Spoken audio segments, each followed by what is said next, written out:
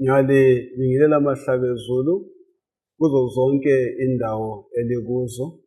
Sihlangana kusifundo sethu saleli kota, isifundo sesibili. Ngiyokhuluma lani ngalesi sikhathi umfundisi uG Mlilo, inxusa abangane bami labo baziveza. Salibonani balaleli nababukeli, siyathaba njalo ukuhlangana kulesi sifundo olibingelelayo umfundisi uKhonzile Khumalo. Babukeli labalaleli yalibingelela lonke ngegama lenkosi yethu Jesu. Okhuluma lani nguKlainos Mabusi. Ngiyalibingelela lonke ngegama lenkosi yethu Jesu. Okhulumayo nguNozinhle Ndlovu. Siyabonga umlimo osesihlanganisile futhi njalo kusifundo sanamhlanje. Sisandulela sona lesi sifundo sakuba lomthandazo basikhulekele.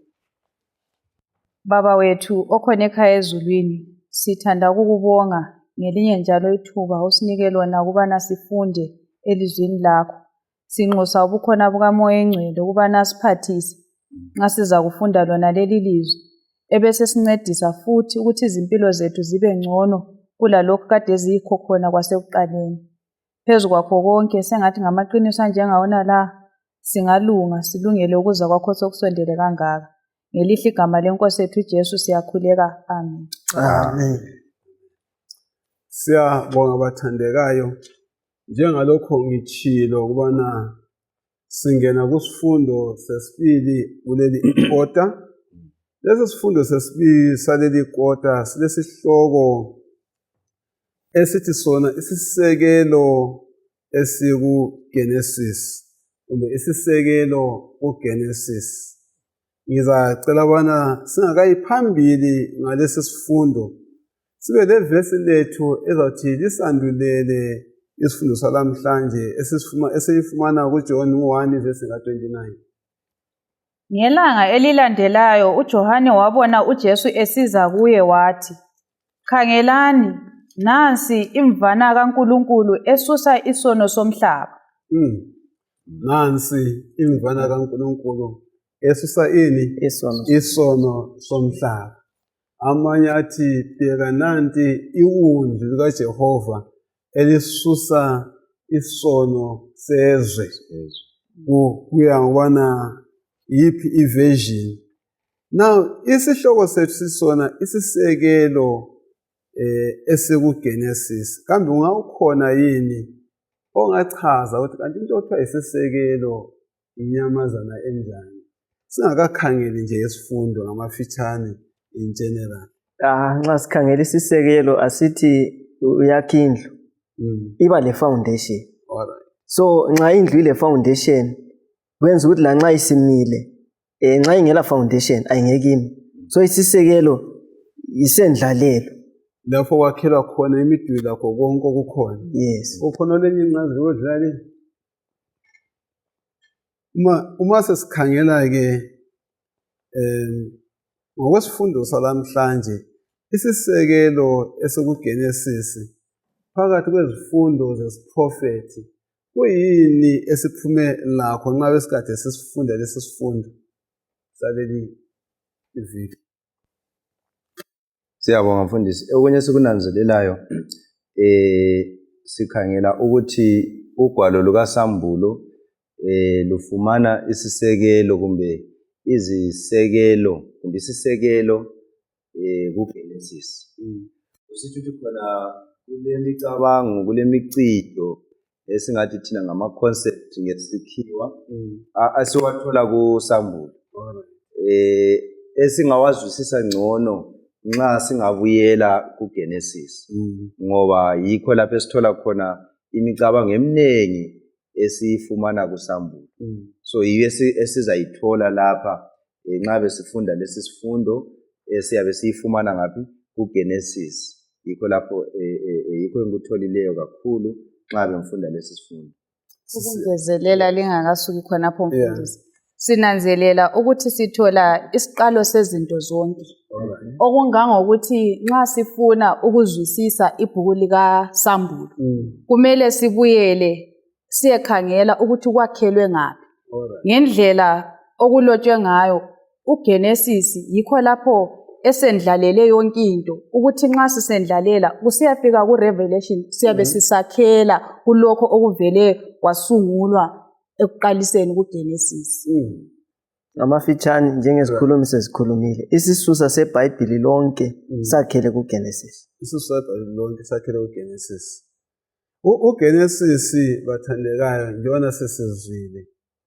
Nxa uthi Genesis uthi ukuqala kwezinto phose zonke, singathi zonke. Ukuqala kwendalo, ukuqala kwempilo yomuntu lakho konke esibala ngakho. Nxa sikhangela amafitshane izihloko zami ezithandekayo esathi sikufunde kuleli iviki, sizakhangela ezinye zezicaphulo eziletha isisekelo sencwadi kaSambulo esizithola kuGenesis kusiya kulo lonke iBhayibhili. Sizathola ukuchazela kakuhle imvelo yoluntu kunye lempikiswano ekhona phakathi kukaKristu loSathane. Lokhu sakususela encwadini kaGenesis. Ake ngikhangele uIsaya 40 verse 7 lo-8. Uhle ubale futhi loMalaki 3 verse 6 loHebrews 13 verse 8. Sizaqala ngoIsaya 40 verse 7 lo-8. Isaiah 40 ivesi lika 7 lo-8. Yes. Utshani buyabuna, amaluba ayakhithika, ngoba umoya kaJehova uyakuphephetha. Ngempela abantu babutshani, utshani buyabuna, amaluba ayakhithika, kodwa ilizwi likaNkulunkulu limi kuze kube nininini. Then Malachi 3:6. Verse 6. Mina uJehova kangiguquki, ngalokho lina bazukulu bakaJakobe kalibhujiswanga. Then Hebrews 13 verse 8.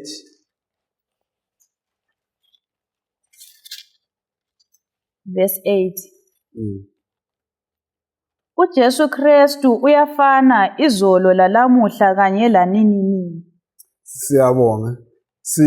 Ngizafisa basicabange ngala mavesi esanibona siwabale. Sidinga ukuthi kulezibiso bani esizithola lapha. Nxa siwabala la mavesi ezisincedisa ukugxila ekufundeni lasekuzwiseni ini isiprofeti. Nxa sicabanga ngalokho singakhohlwa ukuthi sikhumbule ukuthi sithe thina incwadi kaGenesis injenge outline. Angisindawoni.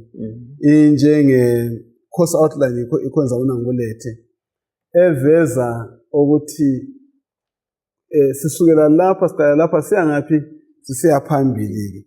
La mavesi esiwakhangele kathesi asincedisa njani ukubona ukuncedisana nokugxila esiprofethini. Kulomcijo bani oyiwo wodwa esuthola ubonakala kulama vesi esiwafundileyo? Mfundisi wami esikunanzelelayo lapha ukuthi nxa singaya kuGenesis siye ngitsho la kuIsaiah siye ngitsho la sekucineni kweBhayibhili kuSambulo. Iqiniso lonke lingaguquki eleBhayibhili. Okay. So amaqiniso esiwatholayo ongangokuthi esikuthola kuGenesis esikuthola kuSambulo lokho kuvumelana kungamaqiniso manje. Yikho lapha sithinte uHebrew chapter 13 verse 8 ukuthi uNkulunkulu akatshintshi izolo namhlanje lokho nguThixo. So kuyasivezela sobala ukuthi iqiniso likaThixo kaliguquki, lihlala lokho leliqiniso. Okay. Maphosa khonapho uyangikhumbuza ukuthi kwezinye izikhathi mfundisi sezwa ngani into lesesizwe kakhulu. Alright. Kodwa nxa sifunda namhlanje sithola ukuthi yebo singabe sizwile kuGenesis, kodwa nxa kusiyale kuSambulo kuyajula ngamandla. Okungangokuthi iqiniso khethekile ukuthi khathesi siku 2025 lilonke lifanana decades back, ukuthi emuva le iqiniso lihlezi linjalo.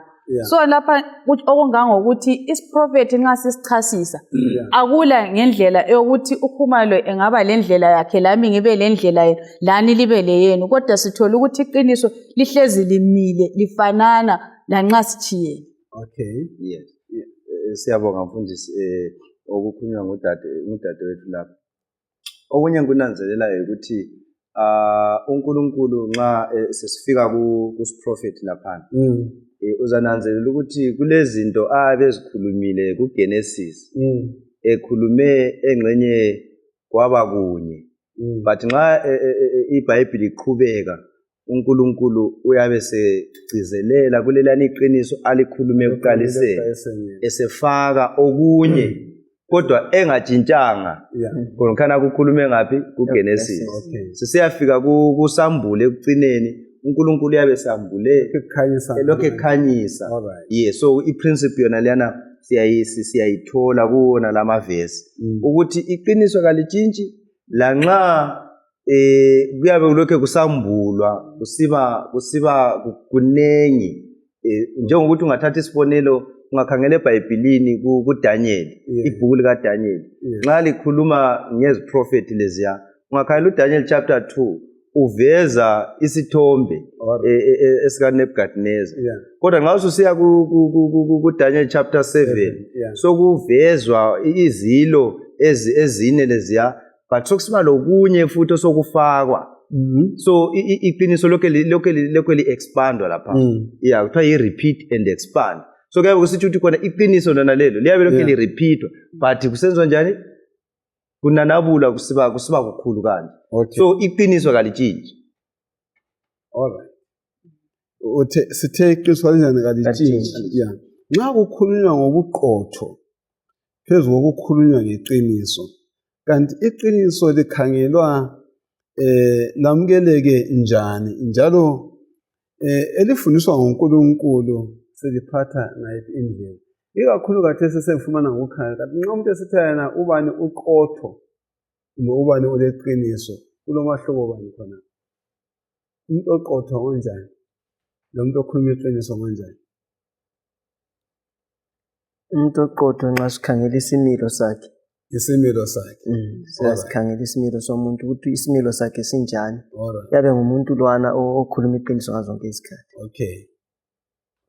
omnye uthini okunye singakukhangela yikuthi umuntu lwana singathi thina u-consistent umuntu lwana katshintshi ukuthi namhla uyamthola yile ikhala kusasa abe yile ikhala kumbe namhla akhulume lokhu ngento efananayo kusasa ayekhuluma okutshiyeneyo ngento efananayo kuyawumela ukuthi umuntu oqotho angakhuluma leli qiniso ame khona lapho la kusasa futhi umthole eme khona lapha so yindlela esingakubona ngayo so yokho sokufunda uHebrews uNkulunkulu kanjani nguyizolo nanamuhla naphakade katshintshi so ngeyindlela kuyasincedisa ukuzwisisa ukuthi izifundo zona esizifumana kusambulo wavela wakhuluma ngazo kuGenesis katshintshi kulokho ndawonye kungani kuqakathekile ukubana kungabi la muntu noma yini kumbe yinto ekhangeleka noma yengani lengqondo into yangikhona okumele isixegise ukholo lwethu eBhayibhelini kungabi lento esixegisa ukholo lwethu eBhayibhelini la kumaqiniso esiwathola eBhayibhelini njalo katshintshi uhleze uqotheni bakhe thina kumele selusele ongasenza singanjani singaxege ukholweni kwethu ngamaqiniso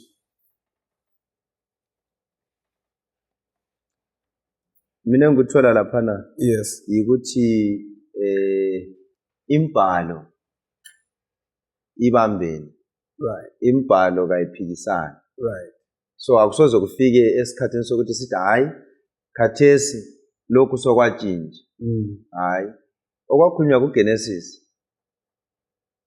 la kusambulo sinjani siyakufumana kusitsho ukuthi khona ke lathi khona lokho kumele kusinike amandla ukuqhubeka sibambelele lanxa siphila ngalesi sikhathi so yikho uYesaya ngo40 verse 7 lo8 esena imbali ngabona utshani buthi ama-flowers athintithe kodwa ilizwi likaJehova limi kuze nini nanini so ngoba isikhathi sona singatshintsha sihambe akutsho ukuthi sokufanele lami ngitshintshe ngilandele isikhathi hayi kufanele ukuthi khona lanxa singatshintsha ukwenza izinto ngenxa yesikhathi esiyabe siphila kiso akumelanga sitshintshe iprinciple yani yeBhayibheli lelizwi ngoba imbhalo ile unity, the unity of scriptures. Okwakhulunywa kuGenesis noma sesiphila ngalesi sikhathi ensuku zokucina lokho kufanayo, lokho kumi kunjalo. Hayi, siyabonga. Ukungezelela khona lapho sinanzelela ukuthi khathesi abanye sebengathi thina simeye kuTestament elitsha bangathathi elidala. Kodwa nxa sifunda lapha sithola ukuthi zonke izinto lezi ziyelukana. Ekwelukeleni kwakhona ungathatha okunye uchiye okunye ugcina usiba lomcabango ofipheleyo. Sikuthintile ukuthi konke kwakhele kuGenesis. Ukucabange ukuthi nxa ungachiya isisekelo ubambe phezulu uchiya isisekelo, into yankhona icine ingasazwisiseki, ingasaphumi kahle. Yona vele ingama iyadilikela phansi. Osibambe phezulu kungelasisekelo ingama iyadilikela phansi. Iyadilikela phansi. Akusibalele uGenesis chapter 22. Ngizafuna uverse 2 kakhulu kodwa ake sike singene kuyo yonke lani chapter sifunde from verse 1 siyefika ku verse 1 lapha. Yanza ukuthi singama ngapi? Verse 13 yathi. Sibone nxa singayebala ngokuphangisa nje. Verse 1. Ngesinye isikhathi ngemva kwalokho uNkulunkulu walinga uAbraham. Wathi kuye, Abraham, waphendula wathi, ngilapha. uNkulunkulu wasesithi, thatha indodana yakho eyiyo yodwa, uIsaka omthandayo, uye emangweni waseMoriya. Khonapho menze umhlatshelo abe ngumnikelo wokutshiswa phezu kwenye intaba engizakutshela yona. Ngakusasa ekuseni kakhulu uAbraham wavuka wabopha ubabhemi wakhe. Wahamba lezinceku zakhe ezimbili kanye lendodana yakhe uIsaka. Kwathi esegamule izinkuni ezeneleyo ezomnikelo wokutshiswa waqhubeka waya kuleyo ndawo uNkulunkulu ayemtshele yona. Ngelanga lesithathu uAbraham wakhangela, wayibona leyo ndawo kudele. Wathi ezincekwini zakhe, hlalani lapha lobabhemi, mina lomfana sisake siye laphaya, sizakuthi singakhonza sibuye kini. uAbraham wathatha izinkuni zomnikelo wokutshiswa wazetshatha umntanakhe uIsaka, yena ngokwakhe waphatha umlilo lengqamu. Kwathi belokhu beqhubeka bobabili, uIsaka wakhuluma wambuza uyise uAbraham wathi, Baba. Yebo ndodana yami, kusabela uAbraham.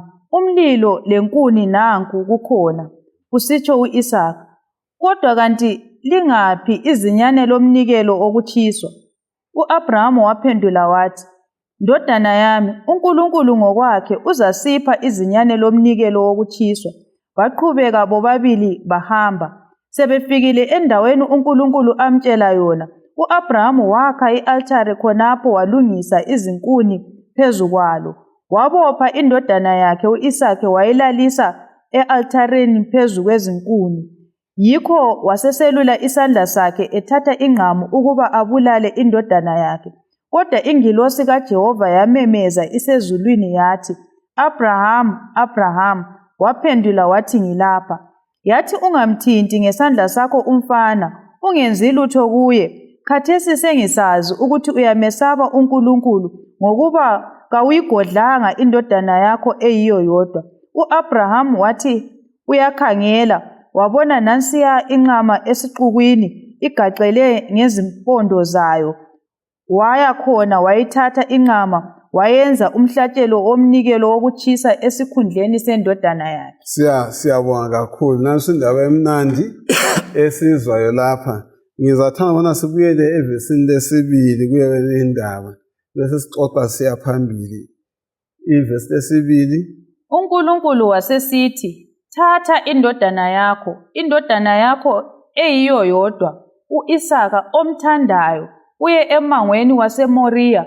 Khonapho menze umhlatshelo abe ngumnikelo wokutshiswa phezu kwenye yezintaba engizakutshela yona. Sizaxoxa ke indaba lesisikhathi sikhangela indaba yonke esiyibalileyo.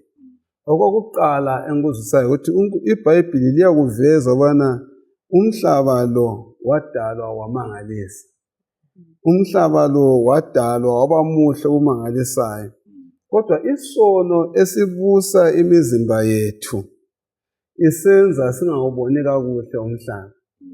Kodwa uNkulunkulu kazange awudale wawudala ngenxa yokuthi wayelothando. Khathesi umhlaba lo siwubona njani? Nxa sisehla izinto zonke esizibonayo siwubuka ngaliphi ilihlo umhlaba lo? Sinanzelela ukuthi umhlaba lo nxa siwukhangela ngelihlo lethu elonwe yisono, kwezinye izikhathi sigcina sifaka uNkulunkulu amacala amaningi ngezinto ezisehlelayo. Sisuka singasazwisisi ukuthi kambe nxa uNkulunkulu esithanda kungani ezinye izinto ezimbi zisehlela njengabantu. Uhlupho olukhona mfundisi sibuswa yisono. So indlela esesikhangela ngayo izinto sisebenzisa amandla ethu kulokuthi sifake uNkulunkulu. Sibuka umhlaba abesilungu ngathi bathi kulama-lenses ngamangilazi awesono. Kulebala elisetshenziswe kakhulu eBhayibhelini, kodwa leli bala elithi uthando silibona lisetshenziswa ngokokuqala kuGenesis 2:22 ivesi ika-2. Isono senza ubona leli bala liphathe njani, leli bala uthando sizwisa njani uNkulunkulu wothando, simtolika njani. Siyabonga mfundisi. Ngibona ngani seleke la kuthinta laphana ukuthi uNkulunkulu udala umhlaba lo udale waba muhle, but ngenxa yesono esangenayo isono sahle sadiliza ubuhle bonke lobu uNkulunkulu ayebudalile, kugoqela lathi indlela esibona ngakho uNkulunkulu. uNkulunkulu simbona ngenye indlela ngenxa yokuthi sesonakele thina. So uthando lukaNkulunkulu lolu asisenelisi ukuthi sinjani silu appreciate ngenxa yani, ngenxa yesono. Okunye okwenza khona lokho indaba ye great controversy. Ngenxa ye great controversy leyi isono esangenayo, impikiswano enkulu leyi phakathi kukaKristu loSathane, kwenza ukuthi khona kube nzima ukuthi uthando lukaNkulunkulu silibone kahle. So sokusenza ukuthi khona ngenxa ukuthi siyehluleke ukulubona ukuthi uthando lukaNkulunkulu, ngoba yilo okumele lusincedise thina uthando lona lukaNkulunkulu ukuthi sithande abanye abantu. So ngendlela uthando lukaNkulunkulu aselwazi thina. Kasilwazi. Ngoba uyabona umuntu esinye awuthanda ekhuluma nonkosikazi wakhe, ayekhombisa intombi ayihlala sesayibhula futhi ayiqedisa athi. So yikho ngithi mina ngenxa yakhona lokho sekuhle kwa affecta even lathi ukudlelana kwethu. Uthando, ibala lethu uthando siyalisebenzisa ezikhathini eziningi, kodwa siyaluzwisisa yini uthando lolo ngolukaNkulunkulu? Bese ngibamba futhi ke uverse 2 ombuzileyo nalwana ukuthi uNkulunkulu wakwenza kwacaca ku-Abraham, kazange akuchiye kungani kakuzwisiseke, wathi thatha indodana yakho oyithandayo u-Isaac, ukwenzela ukuthi khona kucace ukuthi yiphi indodana okumele njani iyenikelwa lapha.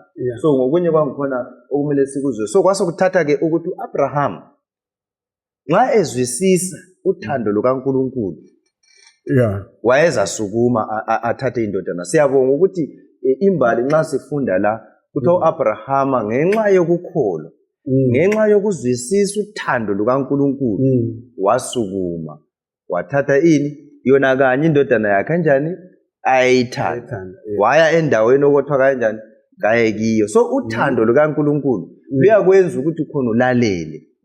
Uthando lukaNkulunkulu luthungamela ethu i-obedience. So kusitsho ukuthi khona ke lolu thando lukaNkulunkulu lolu siyaludinga. Nxa lungaba khona kithi luzasincedisa ukuthi senelise ukuthi simlalele uNkulunkulu, noma engathi senza into engani ikhanya ingazwisiseki. Ngoba imagine uNkulunkulu esithi thatha indodana yakho eyiyo yodwa yona le uyeyibulala, uyeyinikela, into eyayingazwisiseki kakhulu. Khonapho ngihle ngicabange ukuthi kutsho ukuthi lathi mfundisi ekuphileni kwethu kuyadinga ukuthi uNkulunkulu nxa simthathe ngokwezwi lakhe. Ungananzelela lapho Abraham wayekholwa ukuthi indodana yakhe iza kuvuzwa. Lathi nxa sikholwa ukuthi uNkulunkulu konke okukhulumayo kusilungile, zonke izinto ezisixabanisa laye singaziyekela sikhangele khonokho ukuthi uNkulunkulu ukwazi ngcono okusifaneleyo. Siyabonga kakhulu. Ngikhala lolu thando esikhuluma ngalo elikhuluma ukuthi u-Abraham wakuzwisisa ubana uNkulunkulu engamvusa lo umntana wakhe, kodwa wayemnjani? Wayemthanda. Lolu thando esilufumana eBhayibhelini olusukela kuGenesis chapter 22 verse 2. Lusifundisani thina ngesimo inature, ngesimo yothando lukaNkulunkulu. Nxa sikhangela uthando luka-Abraham ngendodana yakhe njani eyodwa, sifundani ngesimo sikaNkulunkulu sendlela uNkulunkulu njani athanda ngayo. Sikutholayo njengokunanzelelayo lapha ukuthi kumele lathi sithandane. Alright. Ekuphileni kwethu indlela okumele siphathane ngayo anti lapha lithinte ngemvelo ukuthi lathi uNkulunkulu wasithanda kungakhathalekile ukuthi senzeni. So lathi ezimpilweni zethu namhlanje nxa siphila kumele sibe ngabantu abathandanayo izikhathi sezonke. Kumele sifunde ukuthandana ngayiphi indlela. Nginanzelela ukuthi uthando lukaNkulunkulu lolu luyamangalisa. Silubona luluthando oluzidelayo. Nxa siqathanisa la uGenesis laphana sithola ukuthi uAbraham kwakunguye yedwa owayelaye. Kodwa wanjani waba willing, waba lokuthi amnikele. Sikhangela thina uNkulunkulu ngendlela asithanda ngayo ukuthi izulu walivula waze wanikela ngendodana yakhe ezelwe yaba yiyo yodwa. Kuhle kusivezela ukuthi uNkulunkulu sengasinika noma yini ngesizathu sokuthi kazange agodle lokho ayelakho. Thina njengabantu ngicabangela ukuthi into esikhathaza kakhulu yibumina, yibo busenza ukuthi singenelisi ukuthi sithande. Nxa ubumina bungafa sifake abanye phambili thina siye ngemuva, kungasincedisa kuselaphela lobudlelwano bethu komunye komunye. Siyabonga. Ubumina yonjani obusihlukuluzayo endleleni yokunjani yokuthanda. Ngizafuna bana siqala njani ukuveza lolu thando lokuzidela kwabanye. Ukhuluma ngothando oluzidelayo kwabanye abantu olufuze olukaNkulunkulu. Ukuthilo ngamafitshane ngikhangela ezimulini, ngikhangele kubangane, ngikhangele ngaphi. Kambe silalo lolo thando lokuthi ngamfela mina okwamaphosa yini, ngingazidela ngamaphosa yini. Angithi Ephesians 5 verse 25 othi madoda thandani omkenu.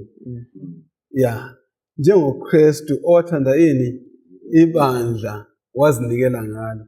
Thina singakwenza njani ngakho khonokho? Singakwenza ngaye mfundisi osiphathisayo. uPhilippians uthi singakwenza konke ngoNkulunkulu esincedisa. Nxa uNkulunkulu singamamukela ahlale ezinhlizweni zethu, konke okunye kuba izithelo zalokho okusukela phakathi.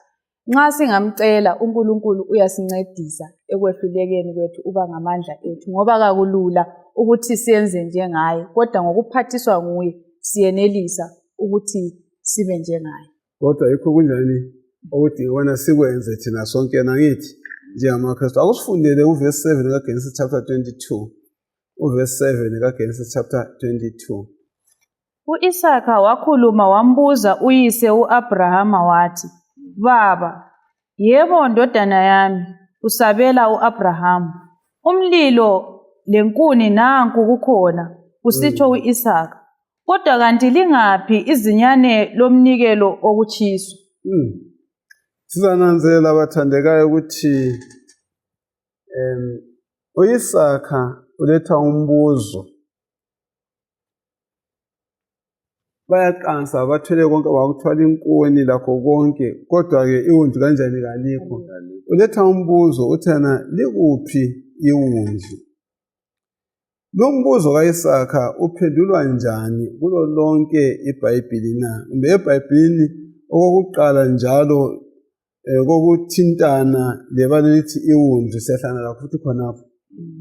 Wona lo mbuzo wokuthi lingaphi iwundlu Anti sithethina iba lethu uthando xa uGenesis chapter 22. Eliba lesibili eliqala kuGenesis chapter 22 bani?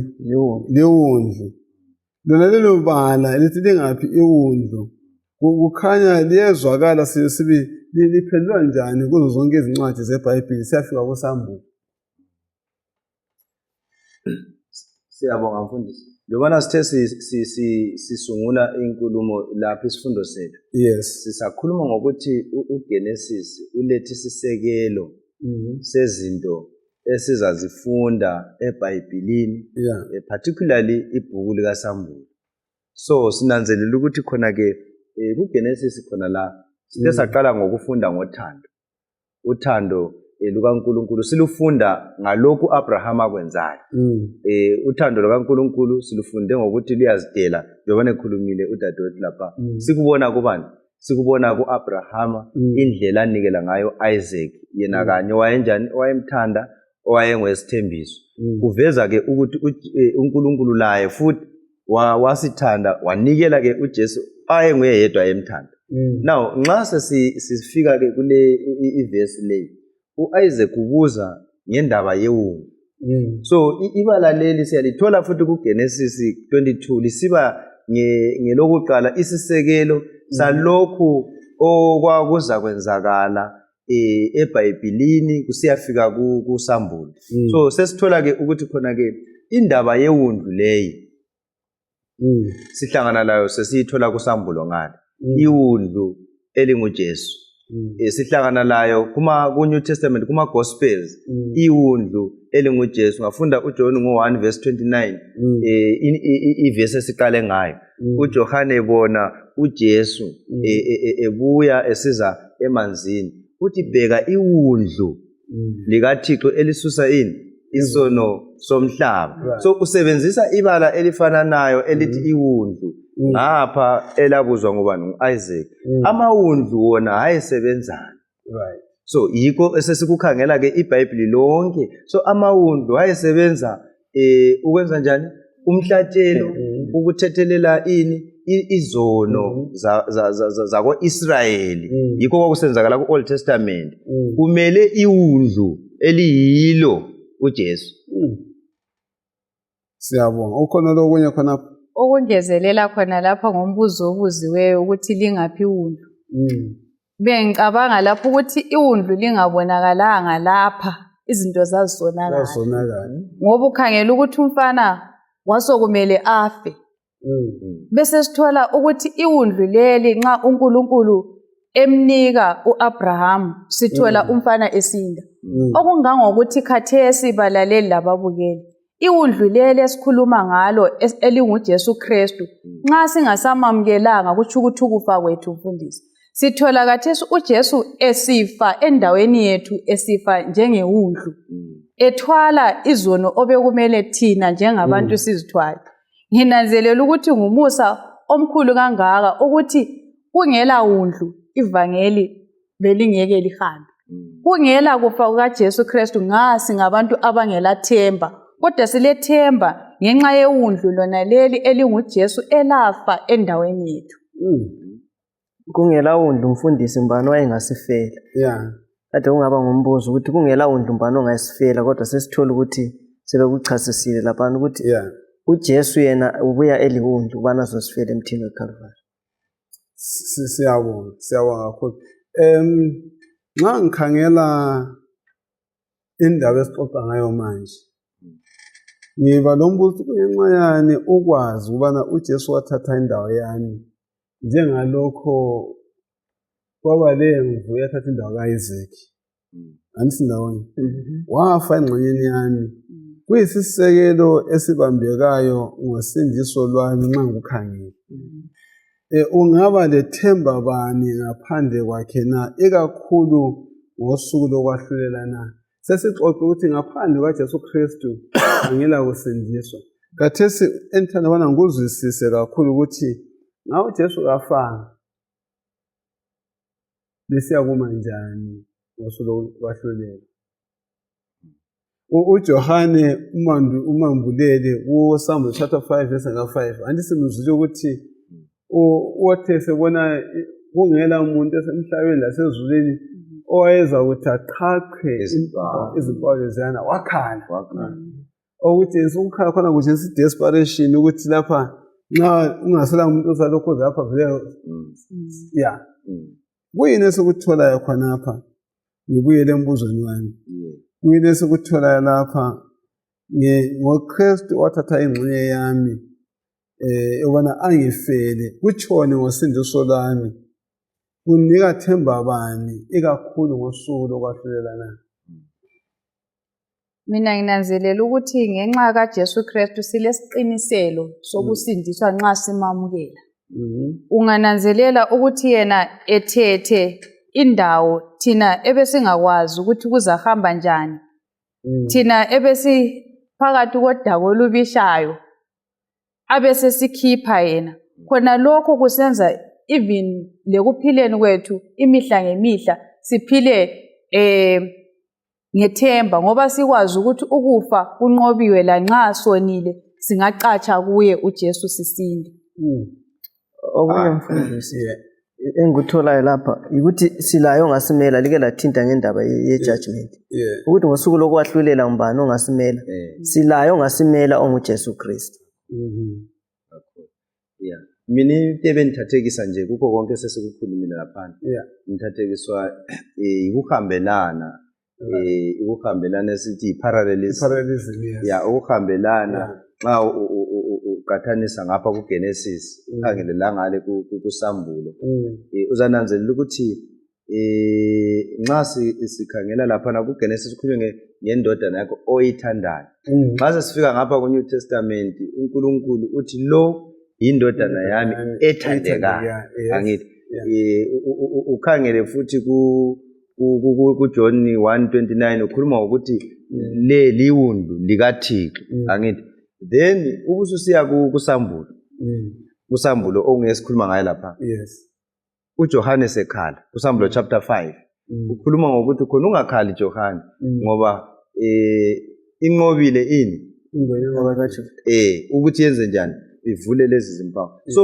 nginanzelela ukuthi alibana uJesu engazange wafa kuthi ukuthi izifundo kumbe iziprofeti zonke kusukela kuGenesis ziyabe ziyize ziyabe zingasoqiniso ngoba into abona ukuthi uJesu kusukela ku-Passover khona pha nxa ukhangela ku-Exodus ukhulunywa ngani ngewundi ukhuluma ngemhlatshelo ulandele iPhasika ulandele kuze kuzofika kuye uJesu siyabona indaba yangikhona kuthi ukuthi ngabe kazange afe lezi zinto zonke zazisenzakala ziyabe zingasoqiniso kodwa zifika zigcwaliseke kuJesu elenga ngaphi esiphambanweni zifika zithi khoxo nanti iwundi leqiniso siyabona indaba yangikhona so yikho esikuthola khompana yikho ke nxa usufunda ngokungezelele even umoya wesiprofeti uyaveza ukuthi even uJesu elenge esiphambanweni ngaleyana Friday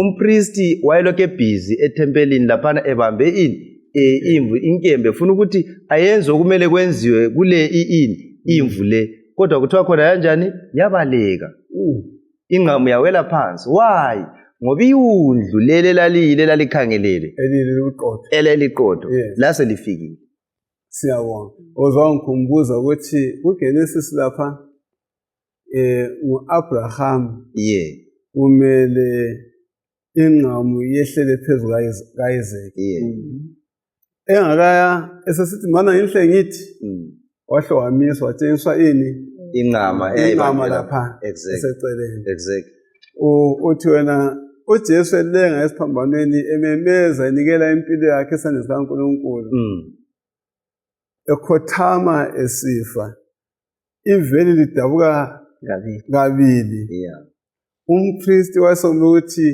ayihlabe imbuzi le yayimele so kathesi ngumpristi omele ahlale inyamazana hayi kwethuka ingqamu wela phansi inyamazana njani iphunyuka ngoba iwundlu linjani eleselilenga ngale kwakuyinqama kathesi eyikhomba uJesu Kristu ngiyizwa iparallelism yes ake ngikhangele lapha ukusifundele uGenesis 2:15 usiya ku-17 ngani sigcine ngoJesu esifa ethatha indawo yethu yokufa.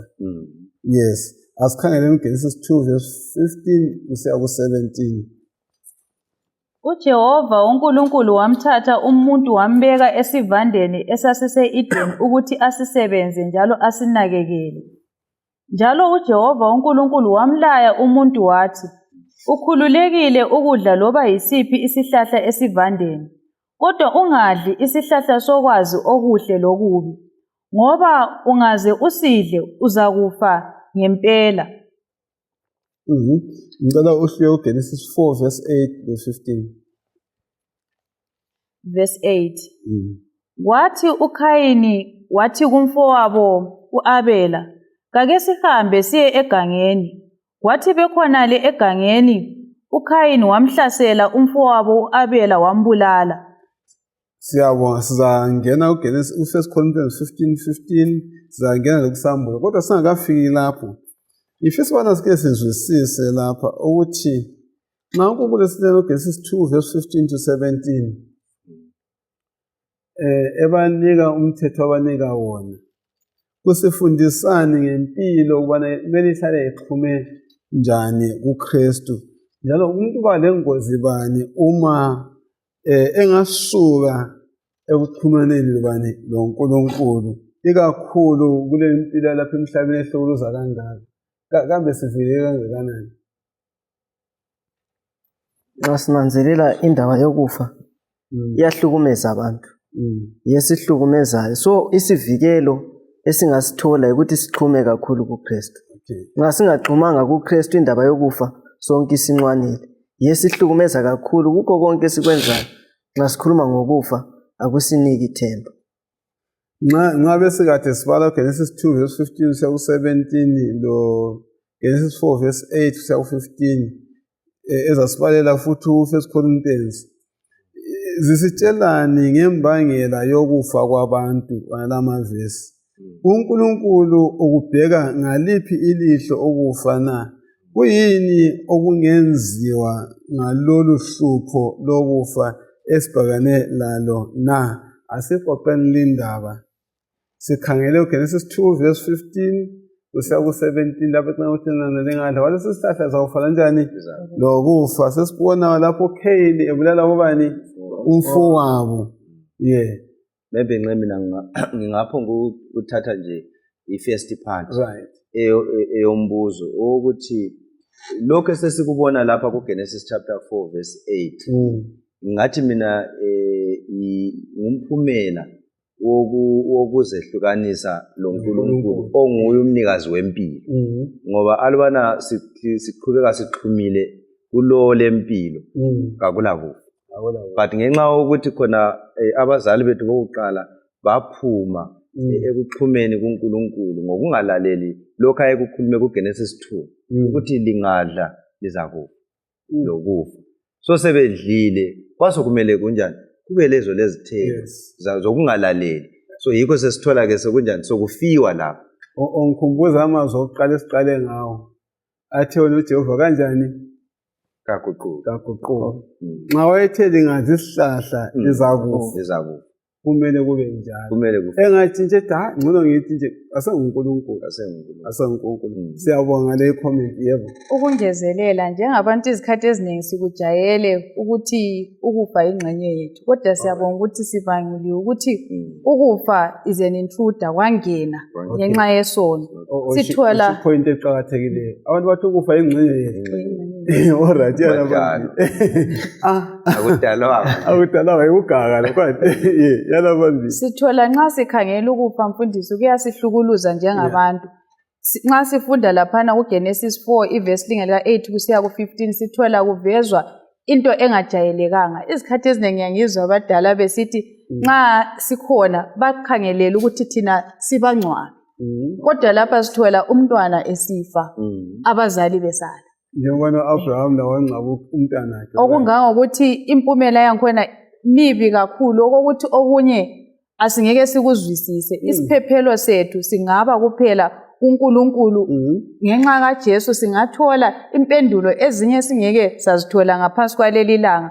Ungananzelela ukufa kuyahlukuluza kakhulu, ukuthi nxa kulento esenza singahlaliseki njengabantu indaba yokufa ukuthi lapha ukuthi ngingafa kuzahamba njani.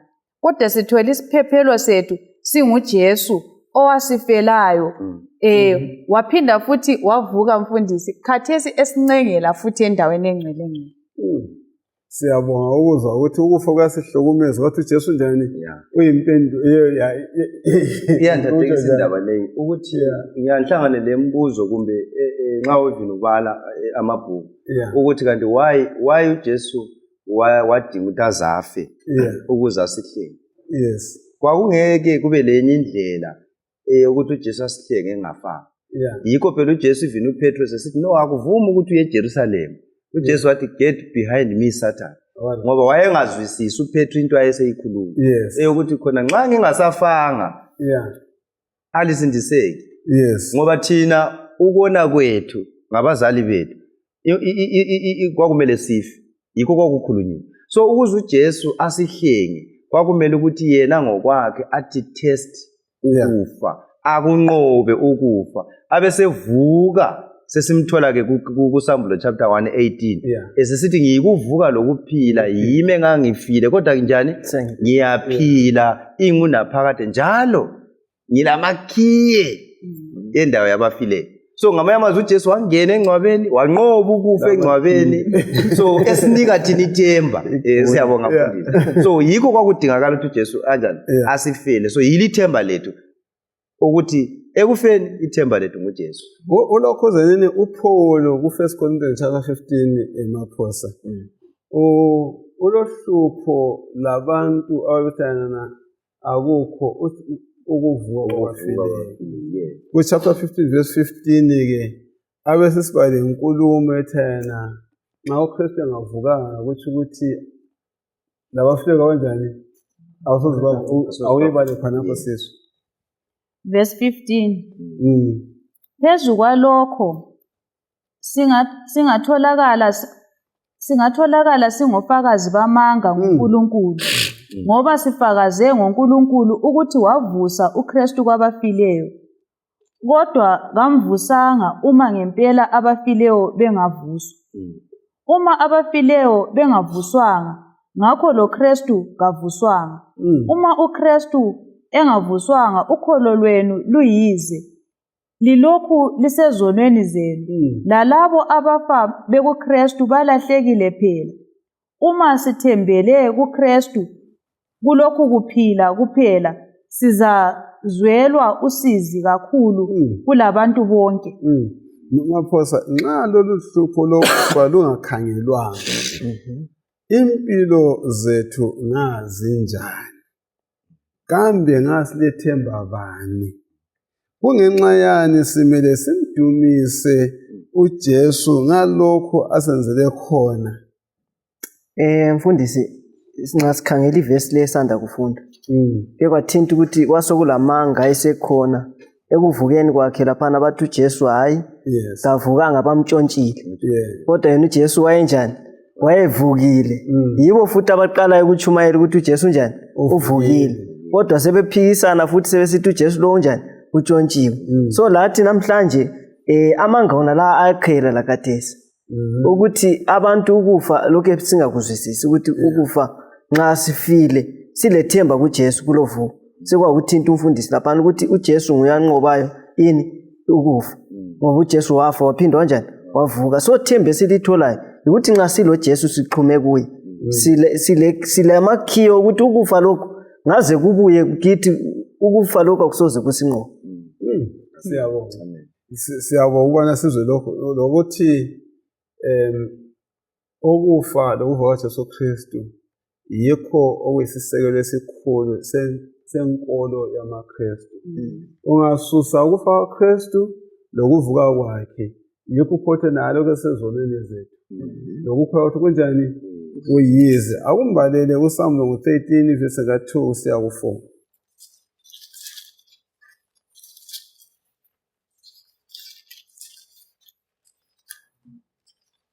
Sambulo 13 verse 2 siya ku4. Isilo engasibonayo sasinjengengwe, kodwa silezinyawo ezifana lezebheri, lomlomo onjengowesilwane. Umgobho wanika isilo leso amandla awo, lesihlalo sawo sobukhosi kanye lelungelo elikhulu.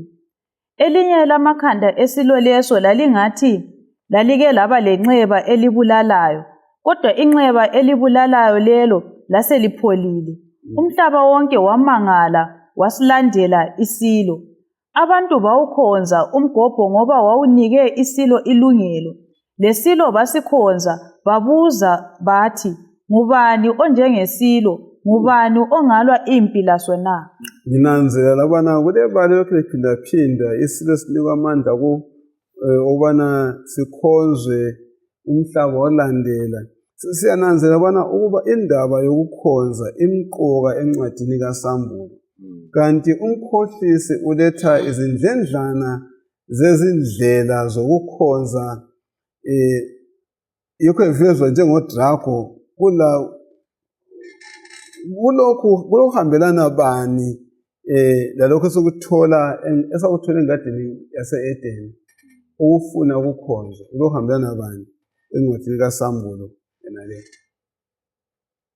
Sinanzelela ukuthi nxa sikhangela kuGenesis 3 lapha uzathola ukuthi inyoka uSathane esesimthola ngapha echasiswa kuSambulo kuthiwa inyoka endala umgobho umkhohlisi uSathane. So yikho sesikuthola ukuthi abantu abona ukuthi indala lokho esihlana layo khona lokuqaliseni komhlaba lokuqaliseni komhlaba. So nguye ke oqala wakhothisa abazali bethu ukuqala ukuthi hayi uNkulunkulu wayebalayile yena wasebenzisa ubuqili ukuthi ke banjani bagcine bephambukile entandweni kaNkulunkulu. So ngamanye amazwi wayedinga ukuthi balalele yena ngoba ukukhonza kulokwenza lokulalela. So nxa ukhonza umuntu kumele umlalele. Angeke ukuthi umuntu lo ngiyamkhonza ungamlaleli. So abazali bethu kwakumele balalele uNkulunkulu beqhubeka bemkhonza. So uSathane ngenxa ukuthi wayekufuna ukukhonzwa laye wadinga indlela zokuthi khona ayenze bangalaleli babe disobedient. La kanje wagcina njani enqobile bagcina bengalalelanga ubani uNkulunkulu. Yikho sesihlangana lakho lapha kuSambulo ukuthi uSathane nawo usesebenzisa isilo sesebenzisa izindledlana lapha kuthiwa isilo lesi esibalisiweyo abesenika isilo amandla ukuthi abantu bangalandela isilo. Ultimately abantu laba babe khonza abantu yena umgobho bawukhonza umgobho ngoba umgobho ngubani ngoSathane. So uSathane ufuna ini ukuthi akhonzwe.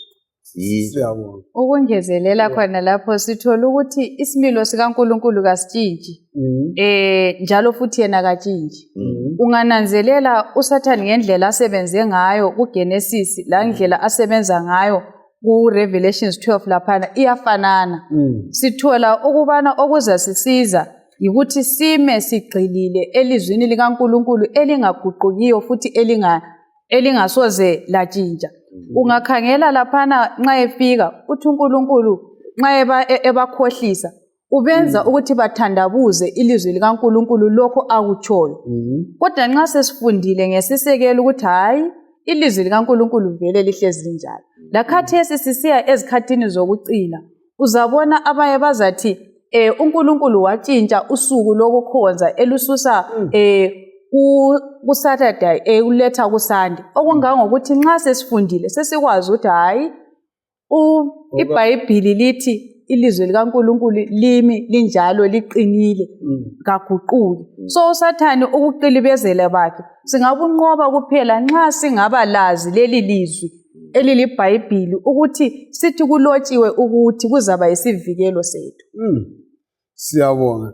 Amasiko abantu ayaguquguquka ngokuya kwesikhathi kanti indlela abantu abaphathana ngayo iyatshintsha. Okwakusamukeleka akusamukeleki, okwakungamukeleki sokunjani sokusamukeleka. Ya yikho kepha abayibo abayimbangela kabatshintshi. Pho umKristu kumele ahloleni lolu hambo oluguquguqukayo na kumele abambelele ngaphi? okumele imfundisi sikubambisise kakhulu lilizwi likaThixo. Right. Ngoba lapha nxa sinanzelela isitha kasiguquki in-tactics esiyisebenzisayo.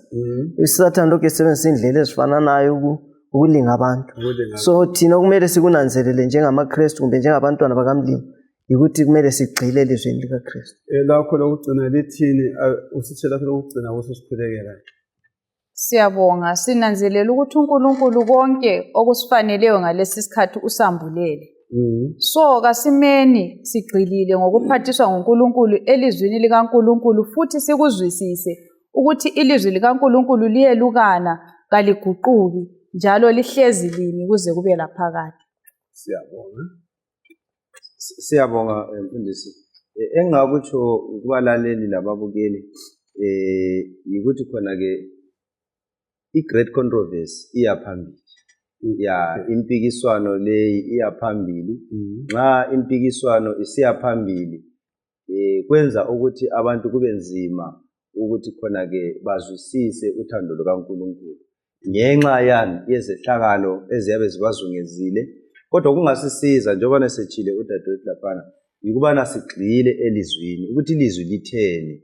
Yikho kungasenza ukubana si-appreciate uthando lukaNkulunkulu, sazi ukuthi yena uthe simkhonze njani, simkhonze nini, as long singala sinjani siselizwini lakhe. Njalo futhi okunye kumele sikuzwisise ukuthi iBhayibhili isisekelo iProphecy kusambulo ngalo. Singayizwisisa singabuyela kuGenesis. Lapho okulama symbols khona esihlangana lawo iwundlu lani siyakuthola isephendu mbinyoka siyakuthola konke kumbana kuGenesis. Ukwenza ukuthi nxa sesifika kusambulo lapho kuzaba lula ukuthi okay into lezi zisukela la. Then ngaleyo ndlela akusoze kusigwenxe endleleni. Actually kuzaba lula ukuthi sinjani sizwisise udaba lwani lwesiprofeti bese siqina ekukholweni kwethu. Ngamafitshane yikho engingakutsho ufundisi wami. Siyabonga singaba lomthandazo nxa sivala lesi sifundo.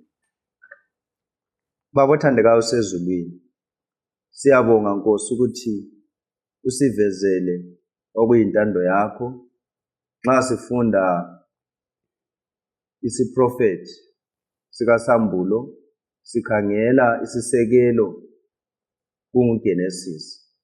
Sicela sengani ungasiphathisa ukuzwisisa ukubana zonke izinto lezi wavela wazikhuluma ekuqaleni ukuze kube lula lapho sesifunda ngalesi sikhathi. Sicela usiphathise ukugxila elizwini lakho ukuze singagwenqeki ngoba isitha sayizolo esakhohlisa abazali bethu silokho sisebenza namhlanje ukubana sisikhohlise ngokusebenzisa indledlana ezitshiyetshiyeneyo. Sisize Nkosi, size abalaleli umuntu munye ngamunye ozwa lesi sifundo. Sicela ukubana uNkulunkulu olungileyo ungasiphathisa ukuze simnqobe uSathane ekucineni kwakho konke sibe khona ekhaya ezulwini. Siyabonga ngoJesu wasifelayo ngoba ngaye ukufa kwakhe lokuvuka kwakhe yikho kuphela kusinika ithemba lokuphila okungapheliyo. Senze sibambelele kuye kuzobe naphakade. NgoJesu umsindisi siyakhuleka. Amen. Amen.